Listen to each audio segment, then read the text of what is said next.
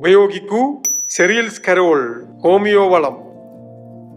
இதுக்கு முன்னால எல்லாம் பார்த்தீங்கன்னா நெல் பயிரில் வந்து குருத்து பூச்சி தாக்கும், அதுக்கப்புறம் வெள்ளை நோய் வரும், மஞ்சள் நோய் வரும்.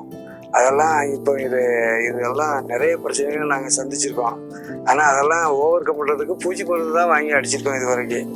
இப்போ தான் இந்த ட்ரிப்பு தான் இவங்ககிட்ட வாங்கி அடிச்சிருக்கோம். இப்போ நோய் தாக்க ஓரளவு பரவாயில்ல, நல்லா இருக்கு.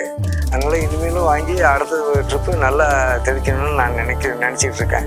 நெல்லுக்கு செரியல் கரோல் மருந்து இருக்குது, அதை நீங்கள் வாங்கி 2 ட்ரிப்பு போட்டிங்கன்னா உங்கள் ஈல்டு வந்து ரொம்ப அதிகமாக கிடைக்கும், நல்ல செழிப்பாக வளரும் அப்படின்னு சொன்னாங்க. அதை அவங்க பேச்சை நம்பி நான் வாங்கி கொரியர் மூலமாக வாங்கி என்னுடைய வயலுக்கு தெளிச்சிருக்கேன்.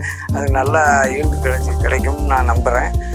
இந்த வயலை நீங்கள் செழிப்பாக இருக்கு பாருங்கள்.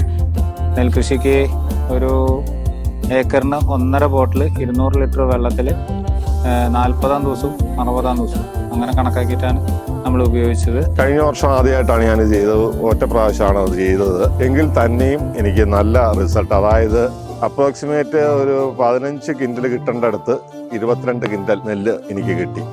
സാധാരണ കെമിക്കൽ വളം ഉപയോഗിക്കുന്നതിനെക്കാട്ടിലും പകുതിയിൽ കുറവ് ചെലവ് മാത്രമാണ് ഹോമിയോ വളം ഉപയോഗിക്കുമ്പോൾ നമുക്ക് വരുന്നുള്ളൂ. രാസവളം ഉപയോഗിക്കുന്നതിനെക്കാട്ടിലും വളരെയധികം വളർച്ചയും കായ്ഫലവും കിട്ടുന്നുണ്ട്. ഇതിൻ്റെ ഒരു വിശ്വാസ്യത എന്താണ് ഇതിൻ്റെ അറിയാൻ വേണ്ടിയിട്ടാണ് ഈ കോട്ടയത്തു നിന്ന് നമ്മൾ കോഴിക്കോട് വരികയും കക്കാടംപൊയിലുള്ള കൃഷിസ്ഥലം കാണുകയും അതിനകത്തു നിന്നുള്ള ഇത് മനസ്സിലാക്കുകയും ചെയ്യുകയും കൂടുതൽ ഇൻട്രസ്റ്റഡ് ആയിട്ട് എല്ലാ വിളകളിലും ഇത് നെല്ലിൽ തന്നെയല്ല എല്ലാ വിളകളിലും ഇത് പ്രയോഗിക്കാനായിട്ട് താല്പര്യപ്പെട്ടത്. നിങ്ങളുടെ നെൽകൃഷിക്ക് വിളവ് കുറവാണോ? ഉപയോഗിക്കൂ സെറിയൽസ് കരോൾ ഹോമിയോ വളം. ഉപയോഗിച്ച കർഷകരുടെ അനുഭവങ്ങളിൽ നിങ്ങൾക്ക് പാഠമുണ്ട്.